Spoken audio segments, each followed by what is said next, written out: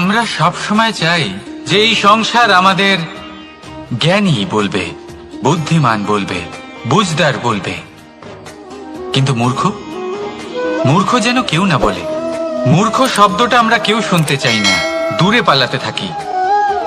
কিন্তু একটা সত্যি সবার কাছে অজানা, যে মূর্খ হওয়া হলো বুদ্ধিমান হওয়ার দিকে সর্বপ্রথম পদক্ষেপ। আপনি যত খুশি দিগ্গজ জ্ঞানী মানুষদের সাথে আলাপ করুন, যত ইচ্ছে কথা বলুন, যতই জ্ঞানের কথা আলোচনা করুন, অভিজ্ঞতা মূর্খ হবার পরেই পাওয়া যায়, তাই নয় কি? মূর্খ হবার পরে আপনি এটা বুঝতে পারবেন যে কি করা উচিত নয়। জ্ঞানী ব্যক্তি আপনাকে এটা বলবেন যে কি করা উচিত। আর এই সংসারে কি করা উচিত তার থেকেও অনেক বড় জ্ঞান হলো কি করা উচিত নয়। সেই জন্য সব সময় মনে রাখবেন, আপনার করা কিছু ভুল আপনাকে যদি কেউ মূর্খ বানিয়ে থাকে, ছল চাতুরি করে থাকে, তাহলে কোনো ব্যাপার নয়, এটা শেষ পর্যন্ত আপনাকে আরো বুদ্ধিমান করে তুলবে। এই মুহূর্তে ধন্যাত্মক থাকুন, এই সংসার আপনাকে অবশ্যই জ্ঞানী বলবে। রাধা রাধা।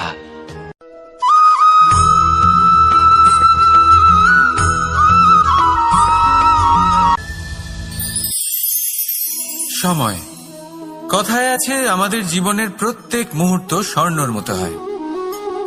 এবার হয় আমরা একে নিজেদের কাছে রাখতে পারি, বা একে আমরা চলে যেতে দিতে পারি। কারণ এই ছোট ছোট মুহূর্তই আছে যা আমাদের জীবনকে গড়ে তোলে। এখন এই জীবন কেমন হবে তা আমাদের উপর নির্ভর করে। যদি আপনি একটা মুহূর্তের যত্ন না নেন, যদি আপনি এক মুহূর্ত ভালো না বাসেন, যদি আপনি এক মুহূর্ত স্নেহের আনন্দ না উপভোগ করতে পারেন, তাহলে দেখতে দেখতেই আপনার সমস্ত সময় নষ্ট হয়ে যাবে, আপনি জানতেও পারবেন না। অর্থাৎ এই সময় স্বর্ণ হতে পারে না। তবে আমরা একে স্বর্ণ বানিয়ে নিতে পারি আমাদের চেষ্টার মাধ্যমে। এই সময় শুধু একটি লাঙল যা মাটির সাথে লড়াই করতে পারে, আর কিছু নয়। একটা অত্যন্ত গুরুত্বপূর্ণ কথা মনে রাখবেন, আপনার কাছে শুধু সময় আছে। এবার আপনি এটা দিয়ে স্বর্ণ বানাবেন, না ঘুমিয়ে স্বপ্ন দেখে একে নষ্ট করবেন, সিদ্ধান্ত আপনারই। রাধা রাধা।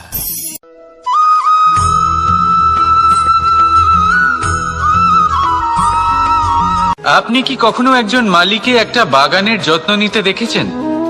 যদি কখনো একটা গাছে উই ধরে যায়, মালি তখন শুধু সেই গাছের নয়, সমস্ত বাগানের চিকিৎসা করায়।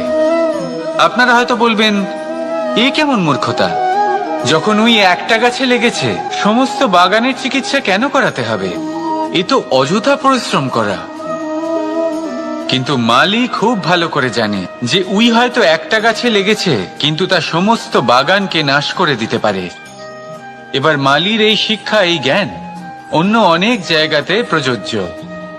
এই সংসারে আমরা শুধুমাত্র নিজের পরিবারের কথাই চিন্তা করি, তাদের যত্ন নিই, চেষ্টা করি যেন তারা ভালো থাকেন, সুখে থাকেন।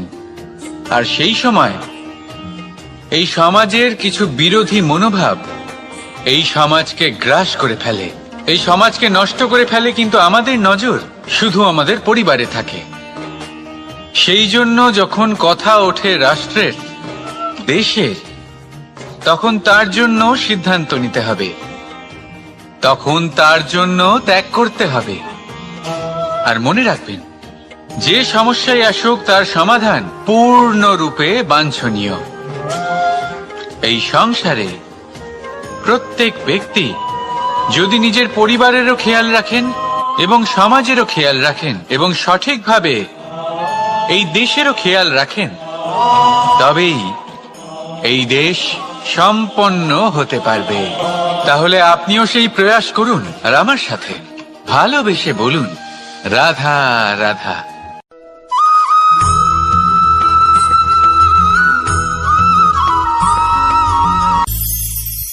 ভবিষ্যৎ। সংসারে এমন কোন ব্যক্তি আছেন যিনি নিজের ভবিষ্যতের বিষয় ভাবেন না? যে কেউ ভাবেন, আমার ভবিষ্যৎ কিছু এরকম হবে, আমি ভবিষ্যতে এরকম কিছু একটা করব, এই সুবিধা থাকবে, এই আনন্দ পাবো, ইত্যাদি ইত্যাদি।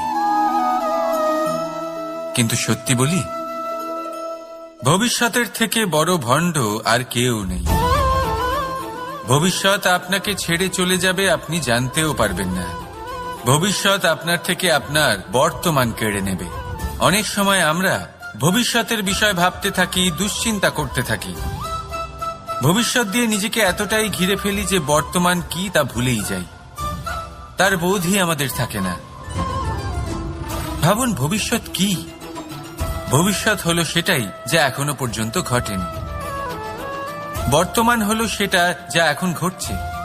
তাহলে যা এখনো ঘটেইনি তার বিষয়ে দুশ্চিন্তা করে নিজেকে ব্যতিব্যস্ত কেন করছেন? এই বর্তমান, এটাই হলো গুরুত্বপূর্ণ। এর উপরে সমস্ত ভাবনা কেন্দ্রীভূত করুন। মনে লক্ষ্য অবশ্যই রাখুন, কিন্তু পুরো মনোযোগ শুধু বর্তমানে থাকবে। এই বর্তমানকে যদি সামলে নিতে পারেন, তাহলে আপনার ভবিষ্যৎ এমনি উজ্জ্বল হয়ে উঠবে। তাহলে আসুন আমার সাথে ভালোবেসে বলুন, রাধা রাধা।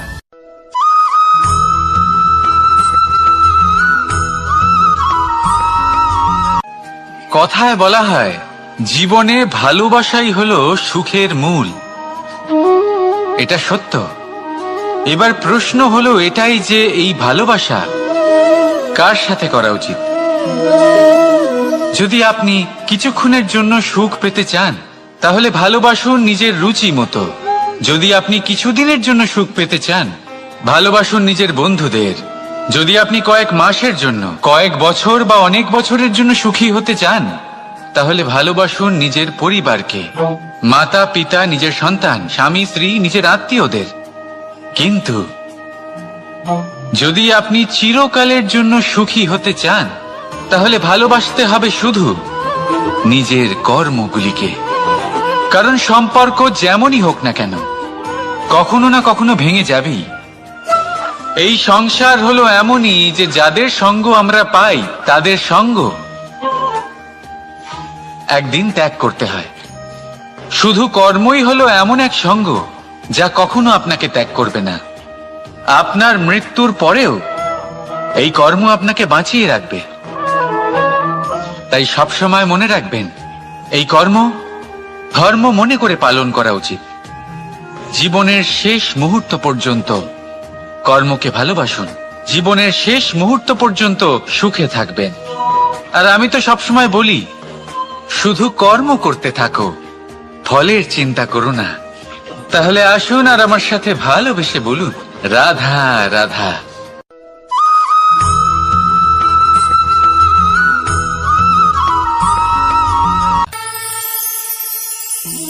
একটা সিদ্ধান্ত। এই জীবনে একটা সিদ্ধান্তের গুরুত্ব কি হতে পারে তা কখনো ভেবে দেখেছেন? একটা সিদ্ধান্ত সেই ভিত্তি হতে পারে যা আপনার পুরো জীবনকে বদলে দিতে পারে, এই সমস্ত সংসারকে বদলে দিতে পারে, ভবিষ্যৎ বদলে দিতে পারে। এই সিদ্ধান্ত যে কোন রাস্তা চয়ন করতে হবে, সেই সিদ্ধান্ত যে কখন সামনে এগোতে হবে আর কখন থেমে যেতে হবে, সেই সিদ্ধান্ত যে কখন যুদ্ধ করতে হবে আর কখন নিজেকে পিছু পা হতে হবে। এই সিদ্ধান্ত হলো খুব গুরুত্বপূর্ণ। আর আপনি তো এই সংসারে একা নন, তাই আপনার একটা সিদ্ধান্ত শুধু আপনার জন্যই নয়, সমস্ত সংসারের জন্য গুরুত্বপূর্ণ হতে পারে। এবার এই সিদ্ধান্ত আপনারই হবে। ভাবনা চিন্তা করে নেবেন, সাফল্য পাবেন। রাধা রাধা।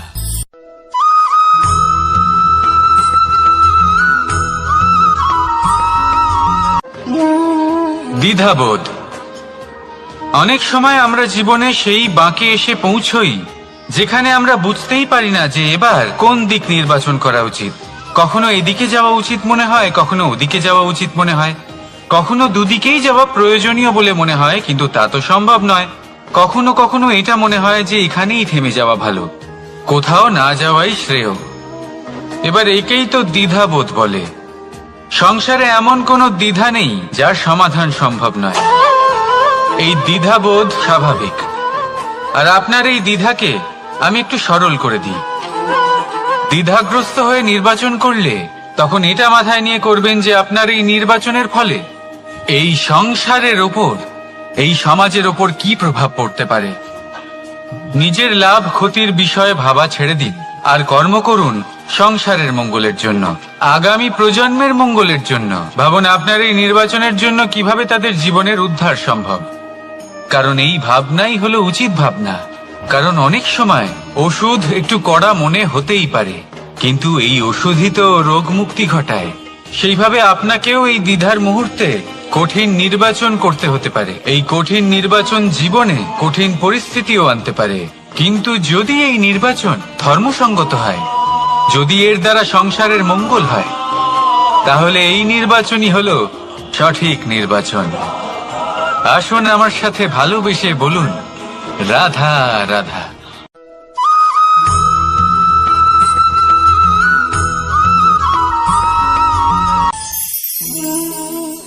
অহংকার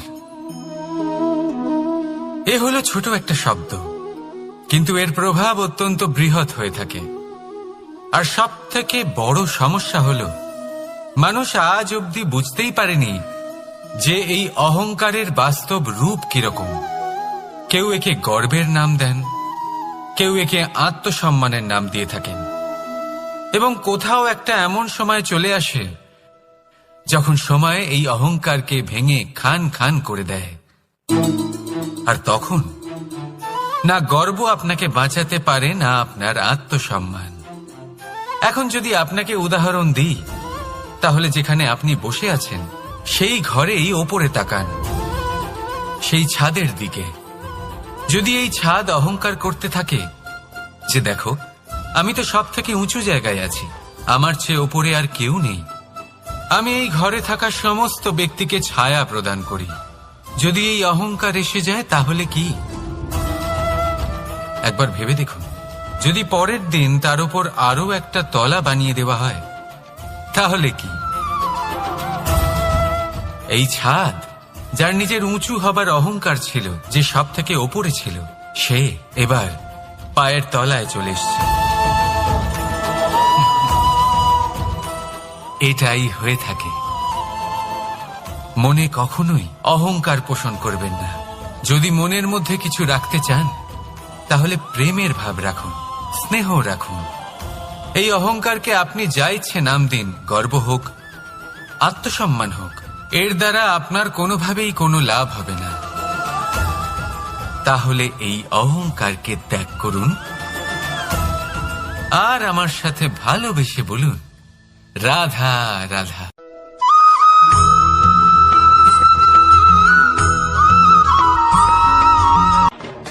মানুষ নানান ধরনের বাসনা পোষণ করেন, তাদের নানান ইচ্ছে থাকে, অভিলাষা থাকে, নানান কামনা করতে থাকেন, স্বপ্ন দেখেন, প্রার্থনা করেন যেন তা সফল হয়, নিজের সম্পন্নতা কামনা করেন, আর শেষে নিরাশ হয়ে যান কারণ এসব কিছুই পান না।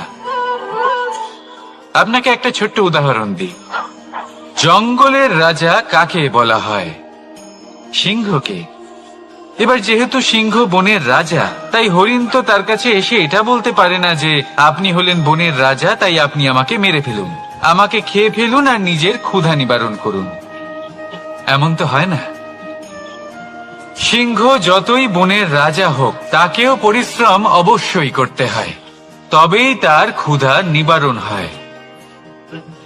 সেইভাবেই আপনার সমস্ত স্বপ্ন, আপনার সমস্ত ইচ্ছে, আপনার সমস্ত অভিলাষা, সমস্ত আকাঙ্ক্ষা পূরণ হবেই, অবশ্যই হবে, পরিশ্রমের দ্বারা।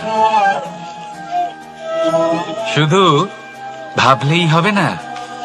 তাহলে আপনিও জীবনে পরিশ্রম করুন, নিজের সমস্ত স্বপ্ন পূরণ করুন, আর আমার সাথে ভালোবেসে বলুন, রাধা রাধা।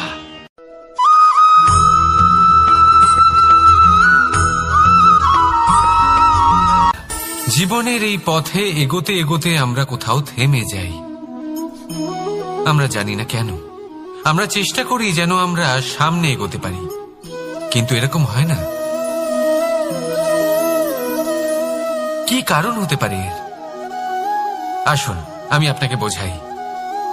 মনে করুন আপনি কোনো রাস্তায় হাঁটছেন, আপনার পা মুচকে গেল, আপনি পায়ে আঘাত পেলেন। এখন এই আঘাত যদি আপনাকে পথ চলতে বাধা দেয় তখন আপনি থেমে যান। যদি আপনার ভাবনা চিন্তা ক্ষুদ্র হয় তাহলে আপনি জীবনে কখনোই এগোতে পারবেন না। ভেঙে যাওয়া কলম দিয়ে আপনি কখনো চিঠি লিখতে পারবেন না। ঠিক সেইভাবেই যদি আপনার মনে অন্যের জন্য হিংসা থাকে তাহলে আপনি আপনার নিজের ভাগ্য লিখতেই পারবেন না।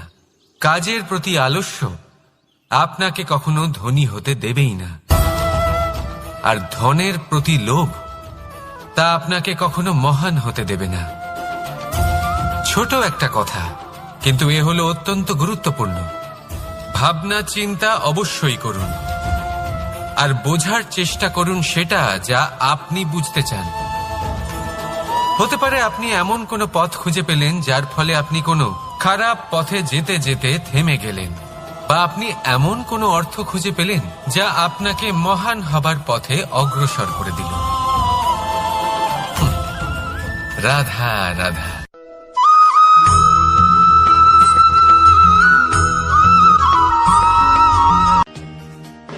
আপনি কি কখনো কোনো উঁচু পর্বতের শিখরে পৌঁছতে পেরেছেন? যদি পৌঁছে থাকেন বা যদি আপনি কোনো উঁচু পর্বতের শিখরে যান তাহলে ভালো করে দেখবেন, আপনি যত উঁচুতে অগ্রসর হতে থাকবেন আস্তে আস্তে সমস্ত বনস্পতি বিলুপ্ত হতে থাকে। তারপরে সমস্ত গাছপালা পশু পাখি সব বিলুপ্ত হতে থাকে। শেষ পর্যন্ত সেই শিখরে থেকে যায় শুধুমাত্র শান্তি, নীরবতা। আমাদের মানুষের সাথেও এটাই হয়। মানুষ যখন আত্মবিকাশের পথে অগ্রসর হতে থাকে এবং নিজের জীবনের শিখরে পৌঁছতে চায় তখন তার একা থাকা অত্যন্ত প্রয়োজনীয় হয়, আর তাকে তখন ত্যাগ করতে হয় নিজের সুখ স্বাচ্ছন্দ্য, নিজের সম্পত্তি, নিজের সমৃদ্ধি, নিজের সৌন্দর্য। দেখুন, জীবনের শিখরে পৌঁছনো একেবারেই সহজ কাজ নয়। এ হলো অত্যন্ত দুর্গম এক পথ, কিন্তু যদি আপনি সেখানে পৌঁছতে চান তাহলে আপনাকে ত্যাগের প্রবৃত্তি জাগিয়ে তুলতে হবে। ত্যাগ কি সেটা জানতে হবে, কারণ ত্যাগের ফলেই মনে শান্তি আসে, আর সেই শান্তির ফলে মনে উৎপন্ন হয় প্রেম। আর এই প্রেমই হলো জীবনের অন্তিম লক্ষ্য। তাহলে আসুন আমার সাথে ভালোবেসে বলুন, রাধা রাধা।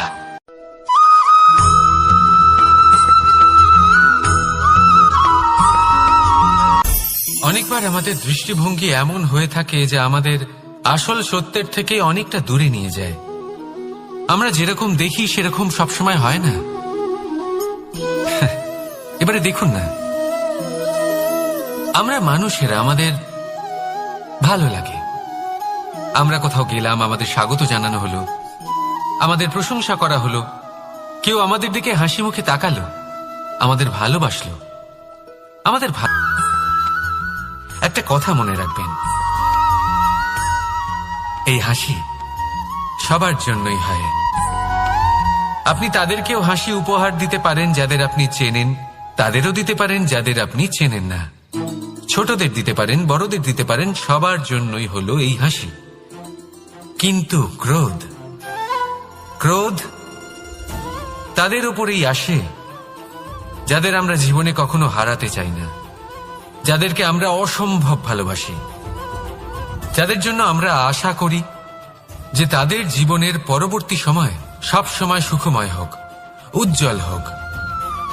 সেই জন্য আপনার জীবনের সমস্ত সেই ব্যক্তি যারা আপনার উপরে ক্রুদ্ধ হন, কটাক্ষ করেন, জরুরি নয় তিনি আপনার শত্রুই হবেন।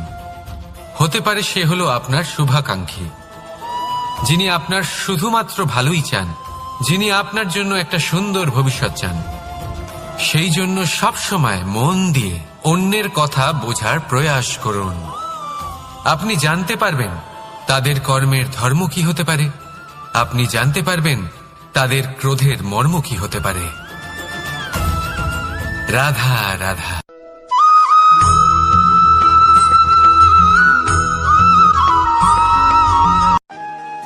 মানুষ বলেন প্রেমে অনেক শক্তি আছে, আর এটা সত্যিও বটে। প্রেমে এতটাই শক্তি থাকে যে শত্রুতার বড় বড় স্তম্ভকেও এত সহজে ফেলে দিতে পারে। কিন্তু আপনি দেখে থাকবেন, যারা অধিক শক্তিশালী হন তারা দুই ধার সম্পন্ন তরোয়ালের মতো হন। কারণ এই প্রেম যদি আচরণে থাকে, মনে থাকে, বিচার বুদ্ধিতে থাকে, তাহলে তা শুভ হয়। এই প্রেম সৃজন করে। কিন্তু প্রেম যদি ব্যবসার অঙ্গ হয়, যদি এই প্রেমের ব্যবহার নিজের স্বার্থ, নিজের অহংকারের জন্য করা হয়, তাহলে তা সংসারের বিনাশ ঘটাতে পারে। রাধা প্রেমের ব্যবহার করেছে শাম্বের কারণে, আর শাম্ব সেই প্রেমের ব্যবহার করেছে নিজের অহংকার, নিজের স্বার্থ সিদ্ধির জন্য। শেষ পর্যন্ত ক্ষতি শাম্বের হলো না, হলো প্রেমের। তাই মনের মধ্যে প্রেম ভাব অবশ্যই রাখুন, নিজের আচরণেও প্রেম ভাব বজায় রাখুন, কিন্তু সতর্কও থাকবেন আপনার এই প্রেম, একে নিয়ে কেউ ব্যবসা না করে ফেলেন। আসুন আর এই ভালোবাসার সাথেই বলুন, রাধা রাধা।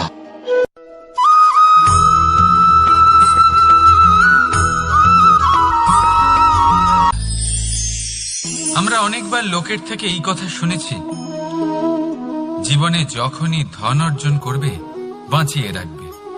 কি হয়, কঠিন পরিস্থিতিতে আপনার খারাপ সময় তা আপনার কাজে আসে। কিন্তু এই কথা কি 100% সত্যি? ভাবুন, এই সমস্ত ধন যে আপনি অর্জন করেছেন তা কি আপনাকে সুস্বাস্থ্য দিতে পারবে? এই সমস্ত ধন কি আপনাকে সুখ এনে দিতে পারবে? পারবে না, তাই না? চলুন আমি আপনাকে একটা কথা বলি। পরমেশ্বর, ঈশ্বর, যদি এই ঈশ্বরের ওপর আপনি বিশ্বাস রাখেন, সর্বদাই ভালো কাজ করেন, সবার মধ্যে প্রেম ছড়িয়ে দেন, আর সবার জন্য শুধু ও শুধুমাত্র শুভকামনা করেন, তাহলে আপনার সাথে কখনো কোনো খারাপ হতে পারে না। তাই সময় বদলান, সময় বদলানোর উপকরণ নয়। আর ভালোবেসে বলুন, রাধা রাধা।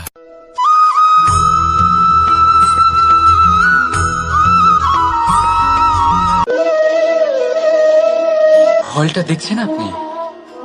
এটা সেই ফল যেটা গাছের সবচেয়ে উঁচু ডালে পাওয়া যায়, কিন্তু যখন এটা খসে পড়ে তখন এটা আকাশের দিকে যায় না যা ওপরে আছে, সে যায় সেই ভূমির দিকে যে নিচ থেকে তার দিকে তাকিয়ে থাকে। কেন? কারণ এই ফলের নিজের উচ্চতার ধারণা মাটির থেকে নিজের দূরত্ব দেখে হয়। এই ব্যাপারটাই আমাদের মানুষের জন্যও খাটে। যদি আপনি সম্পন্ন হন, তাহলে তাদের সাহায্য অবশ্যই করবেন যাদের সামর্থ্য আপনার থেকে কম, যাদের সাহায্যের অত্যন্ত প্রয়োজন। আপনার সামর্থ্য বেশি কারণ তাদের আপনার থেকে সামর্থ্য কম। দেখুন, জীবনে আনন্দ শুধু বড় হওয়ায় নয়, বরং তাদের সাহায্য করেও আছে যারা কোনো কারণবশত আপনার থেকে নিচে রয়ে গেছেন। আর যখন একটা ফল এই কথাটা বুঝতে পারে, তখন আপনি নয় কেন,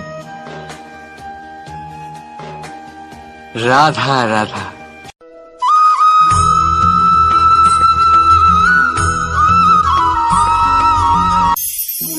আমরা জীবনে এমন অনেক মানুষকে চিনি যারা অত্যন্ত শক্তিশালী, নিজের পরীক্ষা দিতে কখনো পিছপা হন না, খুব কঠোর হন, আত্মপ্রত্যয়ী হন, কিন্তু তাও তারা সাফল্য পান না। কেন?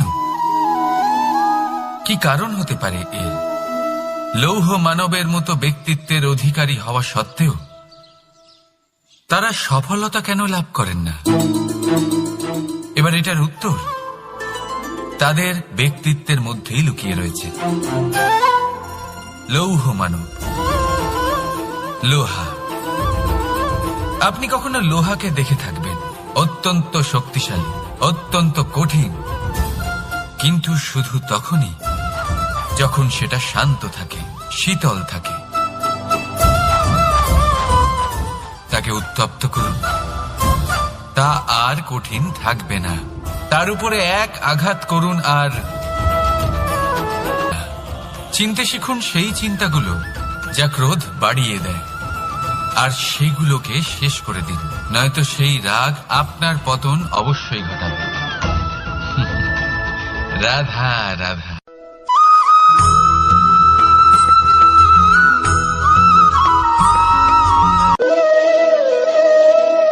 ফলটা দেখছেন আপনি? এটা সেই ফল যেটা গাছের সবচেয়ে উঁচু ডালে পাওয়া যায়,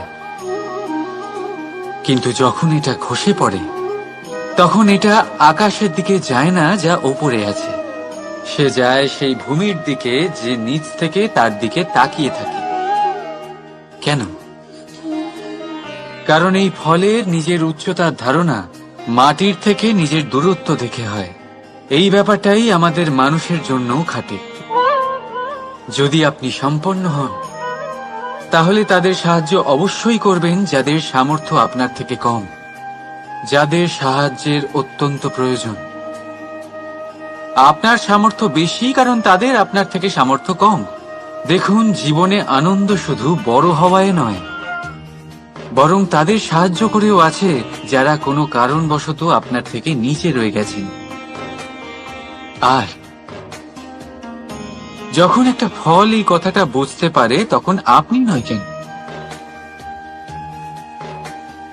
রাধা রাধা।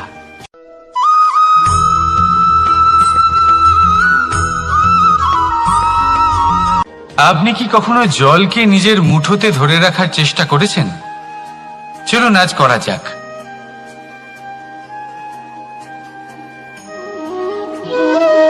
যদি আপনি নিজের মুঠো জোরে বন্ধ করেন, জল ধরে রাখতে পারবেন না। যদি আপনি তাকে এমনি বইতে দেন, তাহলে ও নিজের পথ নিজেই করে নেবে, আর আপনার হাতেও থেকে যাবে। আমাদের জীবনও হলো কিছুটা এরকম, জলের মতো। নিজের পথ নিজেই করে নেয় এই জীবন। প্রত্যেক সমস্যার সমাধান নিজেই করে নেয় এই জীবন। তাই জীবনে যখন কোনো পরিস্থিতি আমাদের প্রতিকূল হয়ে থাকে, কিছুই হয়তো আমরা বুঝতে পারছি না, কিছুই যখন বসে থাকে না, তখন আমরা হতাশ হয়ে পড়ি, নিরাশ হয়ে পড়ি। আর এটাই করা উচিত নয়। শান্ত মনে দেখতে হবে যে এই জীবনে আসলে কি ঘটে চলেছে। কষ্ট সবাই ভোগ করেন। কষ্ট পেলে কেউ রেগে যান, রেগে গিয়ে পরাক্রম দেখান। এটাই তো করা উচিত নয়। শান্ত মনে সেটাই করতে হবে যা জীবন আমাদের শেখাতে চাইছে। জীবন আমাদের সব শিখিয়ে দেবে, শুধু মনে রাখবেন কখন প্রয়াস করতে হবে আর কখন আমাদের প্রতীক্ষা করতে হবে, সেটা আগে আপনাকে বুঝতে হবে। তাহলে আসুন আমার সাথে ভালোবেসে বলুন, রাধা রাধা।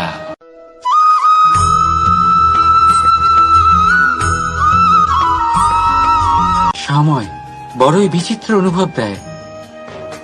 যখন অপেক্ষা করছেন তখন অনেক লম্বা হয়ে যায়। প্রতিটা মুহূর্ত একটা গোটা দিনের মতো মনে হয়। ঠিক সেইভাবেই যদি কোথাও যেতে দেরি হয়, তখন সময় দৌড়তে থাকে। প্রসন্নতায় বয়ে যায় আর নিরাশায় থমকে যায়। আপনদের সাথে থাকলে সময়ের খেয়ালই থাকে না। শত্রুদের সাথে থাকলে সেই সময়ই খারাপ হয়ে যায়। কিন্তু এটাই কি সত্যি বাস্তব? না, সময় তো সময়ই হয়, নিজের গতিতেই চলে সে। শুধু সেই গতির আভাস আমাদের মানসিক অবস্থা অনুযায়ী বদলে যেতে থাকে। তাই এই সমস্যা সময়ের নয়, আমাদের মানসিকতা। তাই নিজেকে খুশি রাখুন, অন্যদেরও খুশি রাখুন। আগের সমস্ত ঘটনা ভুলে যান আর একটা উজ্জ্বল ভবিষ্যতের দিকে অগ্রসর হন। সময় সবসময় ভালোই লাগবে। প্রেম করুন সবার সাথে, সময় সবসময় সুখেই কাটবে। রাধা রাধা।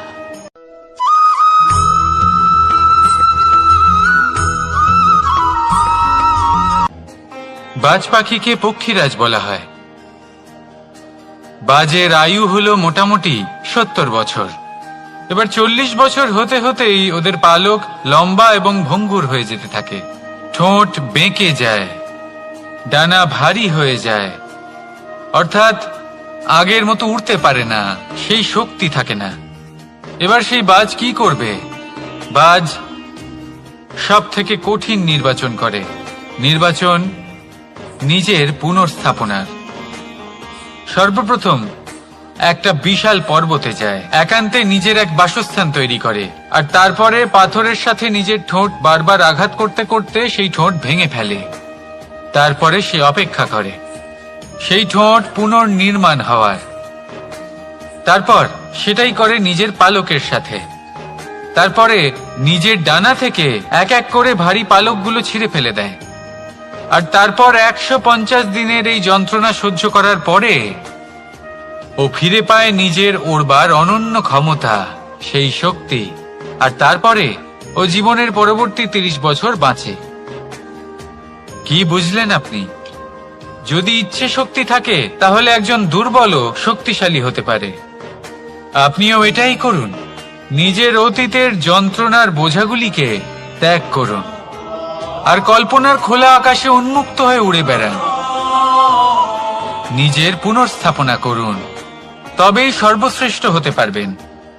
আর মনে রাখবেন, এই ছোট ছোট পদক্ষেপই বড় বড় শিখরে পৌঁছে দিতে পারে। তাহলে আসুন আর আমার সাথে ভালোবেসে বলুন, রাধা রাধা।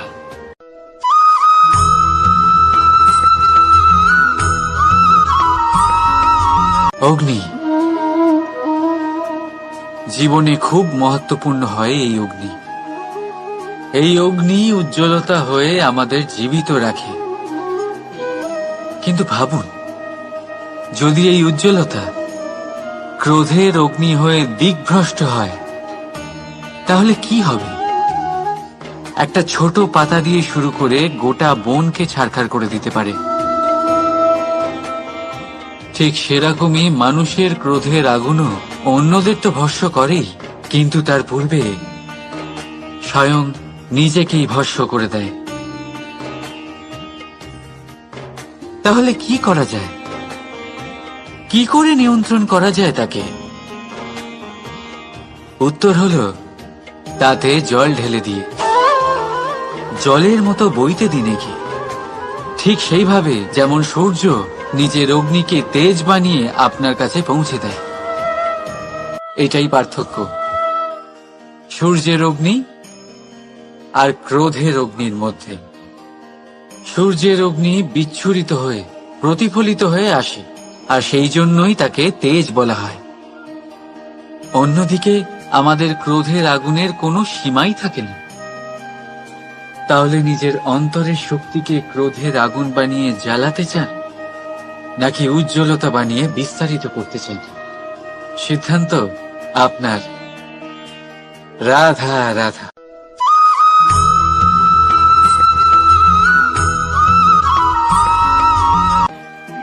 মানুষ,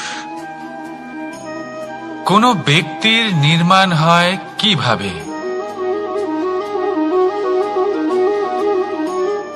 কেউ বলবেন পঞ্চতত্ত্বের দ্বারা, কেউ বলবেন আত্মা, দেহ ও চেতনার দ্বারা, কেউ বলবেন ঈশ্বরের কৃপার দ্বারা, তো কেউ বলবেন এই প্রকৃতির পরীক্ষার দ্বারা। না, মানুষের নির্মাণ হয়ে থাকে বিশ্বাস দ্বারা। ব্যক্তি তখনই গড়ে ওঠেন যখন ব্যক্তিত্ব থাকে, ঠিক কিনা? আর ব্যক্তিত্ব তখনই হবে আর সেরকমই হবে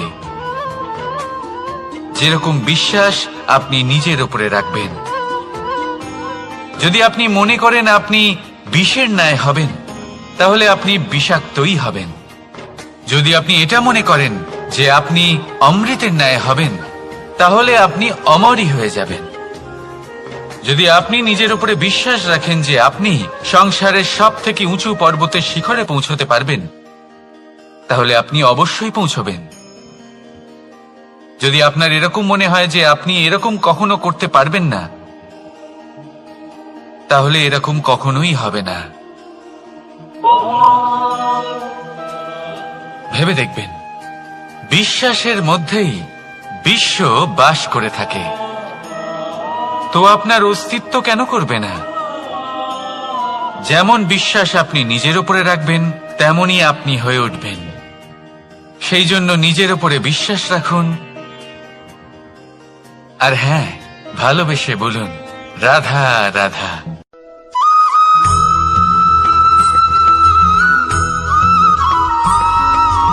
এই সংসার অনেকটাই বড়, আর আমরা তার কাছে অত্যন্ত নগণ্য। এই সংসারে এমন অনেক মানুষ পাওয়া যায় যারা বোঝান যে এই সংসারটা কতটা বড়, কতটা অদ্ভুত, কতটা সুন্দর। আর এই সংসার রচনা করে পরমেশ্বর কত মহান এক কাজ করেছেন। কিন্তু আপনি এই জীবনে মাত্র কয়েকজন মানুষকেই পাবেন যারা আপনাকে এইটা বলবেন যে এই সংসারে আপনি কতটা গুরুত্বপূর্ণ, আপনি কতটা অদ্ভুত।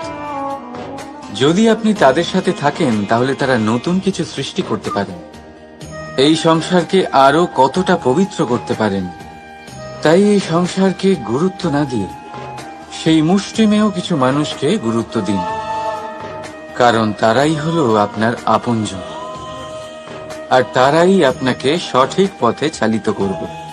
মানুষকে তো বর্ষার স্রোতও বয়ে নিয়ে যেতে পারে, তাকে সাগরও ডুবিয়ে দিতে পারে, কিন্তু গঙ্গা জল সবচেয়ে বেশি শুদ্ধ, কারণ তার কয়েক ফোঁটা মানুষকে মুক্ত করে দেয়। রাধা রাধা।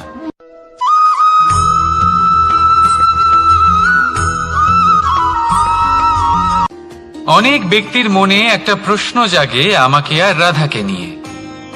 বলেন যে, না আমি আর রাধা একসাথে থাকি, না আমাদের বিয়ে হয়েছে।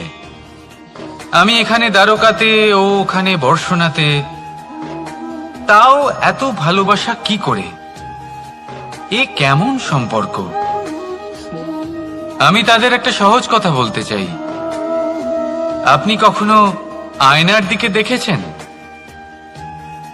নিজের দুই চোখের দিকে তাকিয়ে জিজ্ঞাসা করুন, এই দুই চোখ একসাথে কেন বন্ধ হয়, একসাথে কেন খোলে, একসাথে কেন ঘুমোয়, একসাথে কেন কাঁদে? আজীবন কোনো এক মানুষের সাথে সম্পর্ক রাখা অবশ্যই সম্ভব, তাদের সাথে দেখা না করে। আমার আর রাধার ভালোবাসাও কিছুটা এরকমই, আর কিছুটা এরকমই হয় ভালোবাসা দুই নয়নের মতো, যারা কখনোই মিলিত হবে না, কিন্তু চিরকালের জন্য একসাথে জুড়ে থাকবে। এই অনুভূতি নিঃস্বার্থ হয়, আর এই নিঃস্বার্থ ভালোবাসা আপনাকে আনন্দের পথে অগ্রসর করে। জীবনে সবসময় নিঃস্বার্থভাবে ভালোবাসুন, শুধুমাত্র আনন্দই পাবেন। তাহলে আসুন আমার সাথে নিঃস্বার্থভাবে ভালোবেসে বলুন, রাধা রাধা।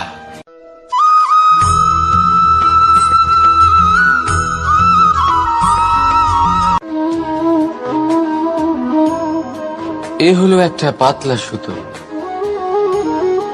ভাবছি যদি এটা দিয়ে আমি পোশাক বানাই, তাহলে নিজের জন্য কত সুন্দর একটা পোশাক বানাতে পারবো। কিন্তু যদি এটা আমি, চিন্তা করবেন,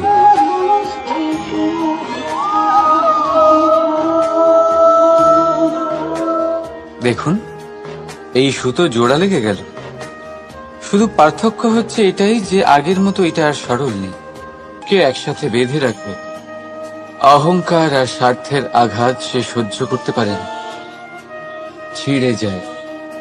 চেষ্টা করলে আবার এই সম্পর্ক হয়তো জোড়া লাগতে পারে, কিন্তু তা আগের মতো কখনোই থাকে না, কারণ মনে গিট পড়ে যায়। সেই জন্য প্রেমকে স্নেহের সাথে সামলে রাখুন, অহংকার আর স্বার্থের থেকে দূরে থাকুন। রাধা রাধা।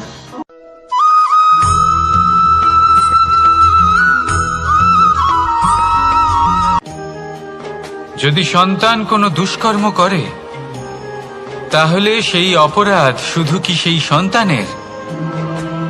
না, যদি সন্তান দুষ্কর্ম করে তাহলে অপরাধী তার মাতা পিতাও, যারা পুত্রমোহর কারণে সেই অনুচিত কাজে তাকে বাধা দেননি। অপরাধী হলেন তার পিতামহ, যিনি নিজের কর্তব্যবোধের কারণে নিজের পরিবারের যত্ন নেননি, যিনি সন্তানকে কখনো শাস্তি দেননি।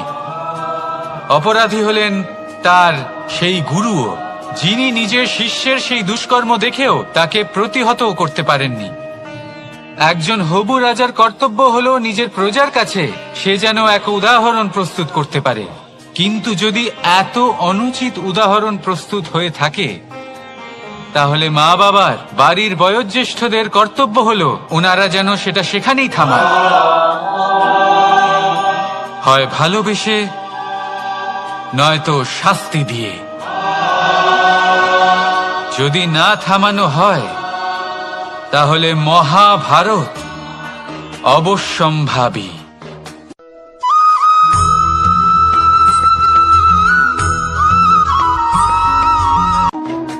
আগুন কি করে? জ্বালায়। সেটা কাঠই হোক, কয়লা হোক, বস্ত্র হোক, যাই আপনি আগুনে দেবেন তা ভস্ম হয়ে যাবে। কিন্তু সোনা, যদি আপনি সোনা আগুনে ফেলেন তাহলে তা কুন্দন হয়ে নিজের অস্তিত্ব তৈরি করে। যদি আপনি লোহা গরম করেন তাহলে তা ইস্পাত হয়ে যায়। কেন? কেন হয় এরকম? কারণ তাদের অন্তরের আগুন জ্বালানোর আগুনের থেকে অনেক বেশি তীব্র হয়। এই আগুন হলো পবিত্রতার, এই আগুন হলো নিশ্চয়তার। যদি আপনার লক্ষ্য স্থির থাকে, আপনার ইচ্ছে দৃঢ় হয়, তাহলে কুন্দন হয়ে বেরোবেন, ইস্পাত হয়ে বাঁচবেন, অন্তর থেকে শক্তি পাবেন, আর কেউ আপনার সাথে কোনো অনিষ্ট করতে পারবে না।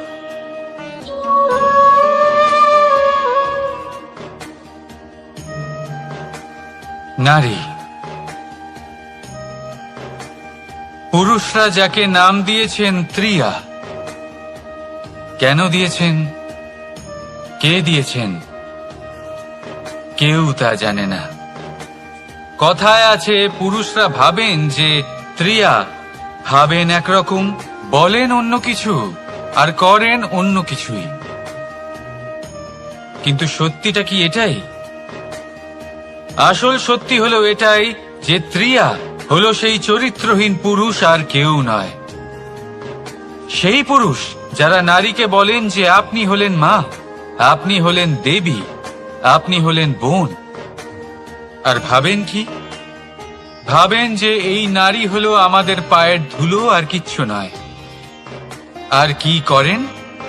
ওনাদের মাথায়, ওনাদের খোপায় মালা পরিয়ে দিয়ে ভাবেন যে ওনারা হলেন তাদের পায়ের ধুলোর সমান।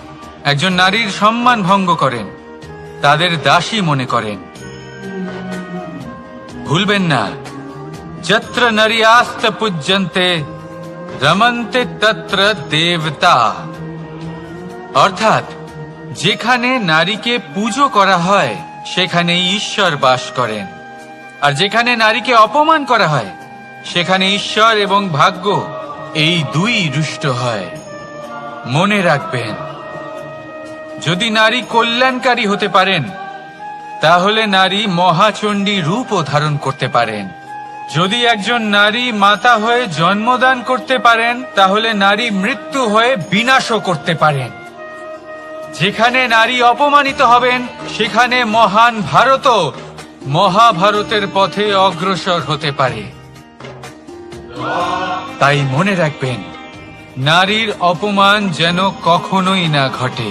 আর যদি কোথাও নারীর অপমান হয় তার অর্থ হলো আপনার বিনাশ আপনার দিকেই আসছে, আর এটা হলো তার প্রথম পদক্ষেপের প্রথম পদধ্বনি। রাধা রাধা।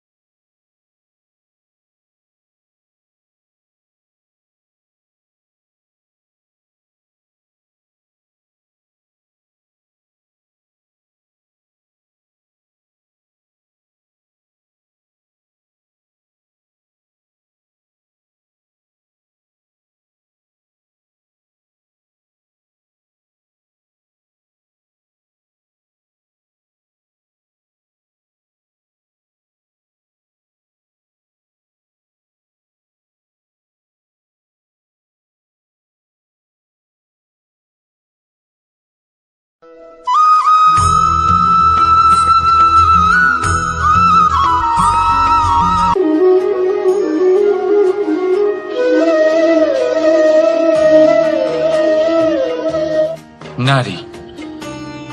জন্মসূত্রে কারোর কন্যা, ধর্মসূত্রে কারোর পত্নী, আর কর্মসূত্রে কারোর মা।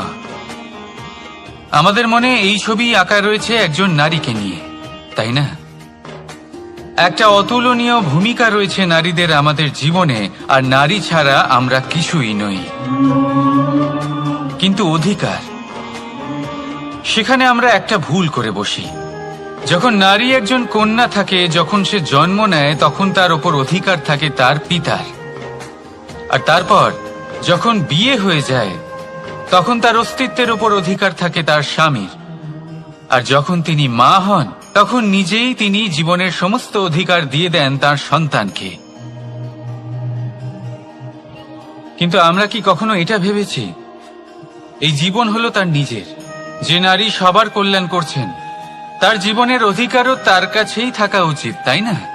তার নিজের জীবনের সিদ্ধান্ত সে নিজেই নিতে পারেন, নিজেই নিজের ভাগ্যের রচয়িতা হতে পারেন। আর এর জন্য আমাদের নিজেদের পাল্টাতে হবে, দৃষ্টিভঙ্গি পাল্টাতে হবে। কারণ এই ধারণা সেটা আজ বা কালকের ব্যাপার নয়, এটা ঘটে চলেছে বহু বছর ধরে, আর চলতেই থাকবে যদি আমরা এটা না বদলাই। আর এটা তখনই সম্ভব হবে যখন আমরা নিজেদের মধ্যে পরিবর্তন আনব। তাই আজকের পর থেকে, এই মুহূর্ত থেকে, কোনো নারীর ওপর অকারণ অধিকার স্থাপনের আগে সহস্রবার ভেবে দেখবেন। কারণ যখন নারী নিজের অধিকার কেড়ে নিতে বাধ্য হবেন, তখন শুধু এবং শুধুমাত্র বিনাশই ঘটবে। রাধা রাধা।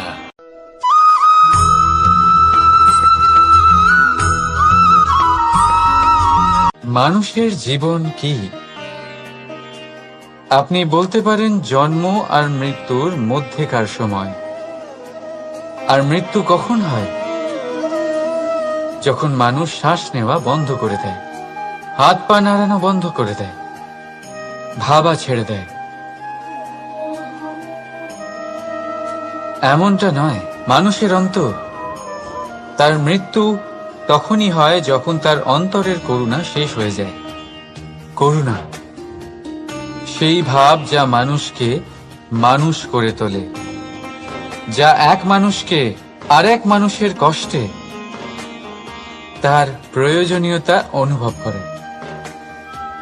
আর সেটাই তাকে শক্তি দেয় অন্য কাউকে সহায়তা করার জন্য, তাকে পাত্র করে এই সৃষ্টির নিয়ন্তা হবার জন্য।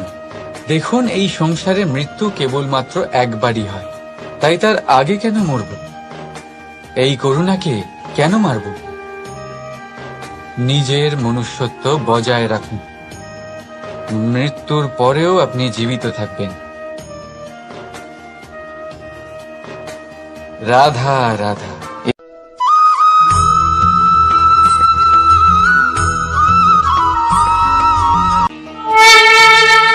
পঞ্চমহাতত্ত্ব, পঞ্চমহাভূত, এদের বিষয়ে আমি আপনাদের সবকিছুই বলে দিয়েছি। কেন? এরা আমাদের জীবনের সব থেকে বড় শিক্ষক। আর এদের থেকে আমরা কি শিক্ষা পাই? নিশ্চিত রূপে এই পঞ্চমহাতত্ত্ব আমাদের দেহের নির্মাণ করে, কিন্তু একটা ষষ্ঠ মহাতত্ত্ব রয়েছে, এমন এক তত্ত্ব যার না কোনো ভার আছে, না কোনো পরিমাণ আছে, কিন্তু তা হলো অত্যন্ত গুরুত্বপূর্ণ। ভাবনা।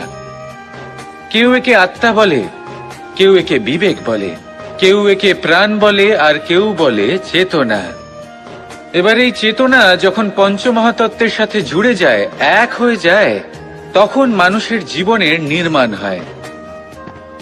এবার আপনার দেহের নির্মাণ জন্ম থেকেই পঞ্চমহাতত্ত্ব করে দেয়। কিন্তু এই ভাবনা, এই চেতনা, একে আপনি নিজেই এগিয়ে নিয়ে যেতে পারেন। একে দিশা দেখাতে হবে, এর বিকাশ আপনাকেই করতে হবে। কিভাবে? তা আপনার উপর নির্ভর করছে। আপনি এর সদ্ব্যবহারও করতে পারেন, দুর্ব্যবহারও করতে পারেন। এমন এক দিশা দিতে পারেন, এমন সদ্ব্যবহার করতে পারেন যে আপনি নিজেই কোনোদিন ভগবত গীতার জ্ঞান দিলেন। এমন দুর্ব্যবহার করতে পারেন, এমন দিশাও দিতে পারেন যে আপনি হয়তো শকুনের মতোই মহাভারত রচনা করলেন। এই চয়ন আপনারই।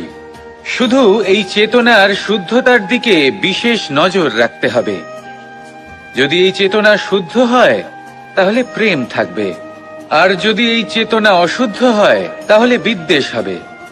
আর আমার মতে সুখ এবং শান্তি প্রেমের দ্বারাই লাভ হবে, বিদ্বেষ দ্বারা নয়। তাহলে আসুন আর আমার সাথে ভালোবেসে বলুন, রাধা রাধা।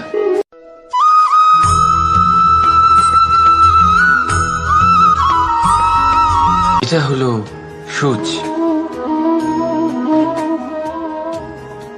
আর এটা হলো তলোয়ার। এবারে আপনারা বলুন, আপনাদের দৃষ্টিকোণ থেকে এই দুই বস্তুর মধ্যে কোনটা বেশি শক্তিশালী আর গুরুত্বপূর্ণ হতে পারে? আপনি বলবেন তলোয়ারই সবচেয়ে শক্তিশালী বা গুরুত্বপূর্ণ।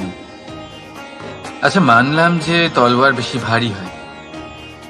তলোয়ার আপনাকে যুদ্ধে বিজয়ী করে, যুদ্ধে শত্রুর বিনাশ করে, কিন্তু তলোয়ার দিয়ে আপনি কখনো আপনার বস্ত্র সেলাই করতে পারবেন না। যদি আপনার পায়ে কাঁটা ফুটে যায় তা আপনি তলোয়ার দিয়ে বের করতে পারবেন না। আপনাকে সূচের ব্যবহার করতেই হবে। এবারে বলুন, তলোয়ার পেয়ে যাওয়ার পরে এইভাবে সূচকে হারিয়ে ফেলা কি ঠিক হবে?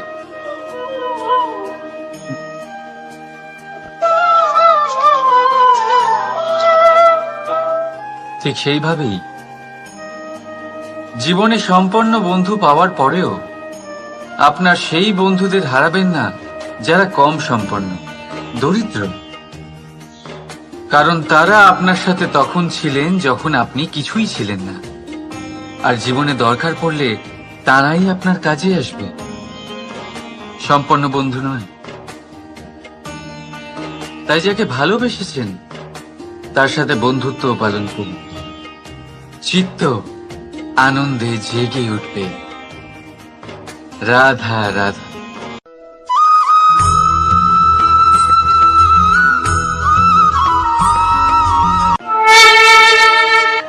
জীবনের পঞ্চ মহাতত্ত্বের মধ্যে পঞ্চম তত্ত্ব অগ্নি। অগ্নি যা জ্বালাতে সাহায্য করে, কিন্তু তা উত্তাপও প্রদান করে। নিশ্চিত রূপে অগ্নি আমাদের জ্বালিয়ে দিতে পারে, কিন্তু আপনি কি কখনো এটা ভেবে দেখেছেন যে আগুন, তাকে নিজেকে কতটা জ্বলতে হয়, তাকে নিজেকে কতটা তাপ সহ্য করতে হয়? ও নিজে জ্বলে আমাদের উত্তাপ প্রদান করার জন্য, ও নিজে জ্বলে আমাদের ঊর্জা দেবার জন্য, আমাদের আলো দেবার জন্য, অন্ধকারে পথ দেখানোর জন্য, শত্রুর সাথে মোকাবিলা করার জন্য আমাদের সাহায্য করে নিজে জ্বলে। যখন আমরা কোনো দেবতার জন্য যজ্ঞ করি তখন দেবতার ভোজন গ্রহণ করার নিমিত্ত হয় এই অগ্নি। কত কিছু ওকে সহ্য করতে হয় আমাদের এত কিছু দেবার জন্য। আপনিও আগুনের মতো হয়ে উঠুন, নিজে কষ্ট সহ্য করুন অন্যকে সাহায্য করার জন্য, তাদের জীবন উদ্ধার করার জন্য, নিজের প্রিয়জনের জন্য, নিজের পরিবারের জন্য, নিজের মাতা পিতার জন্য, এই সমাজের জন্য। নিজে কষ্ট সহ্য করুন, প্রকাশের কেন্দ্রবিন্দু হয়ে উঠুন, আর সকলকে পথ প্রদর্শন করুন, সবাইকে পথ দেখান। যেদিন আপনি আগুনের মতো হয়ে উঠবেন সেই দিন, ঠিক যেমন অগ্নিকে পুজো করা হয়, আপনিও সেইভাবে পূজনীয় হয়ে উঠবেন। যেমন সকল শুভকর্মে, সকল যজ্ঞে, সকল পুজোতে অগ্নিকে স্মরণ করা হয়, সেইভাবেই সকল শুভকর্মে আপনাকেও স্মরণ করা হবে। আর যেদিন আপনি এরকম হয়ে উঠবেন সেই দিন জীবনের বাস্তব মর্ম কি আপনি তা বুঝতে পারবেন। তাহলে আসুন আর আমার সাথে ভালোবেসে বলুন, রাধা রাধা।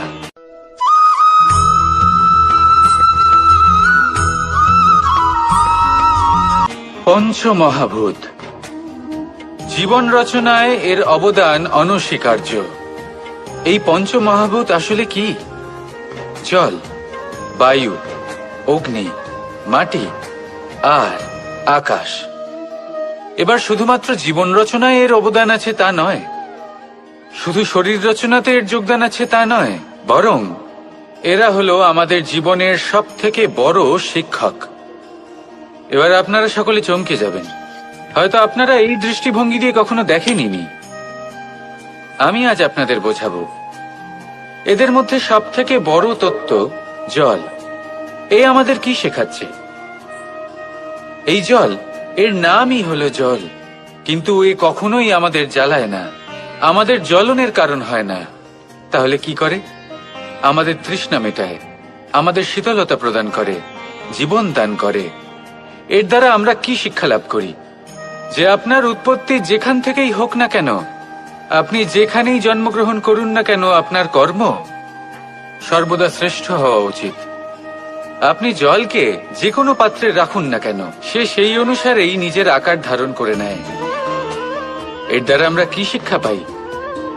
এই শিক্ষাই পাই যে যে কোনো পরিস্থিতিতেই নিজেদের মানিয়ে নিতে হবে, নিজেকে সেরকম করে নিতে হবে।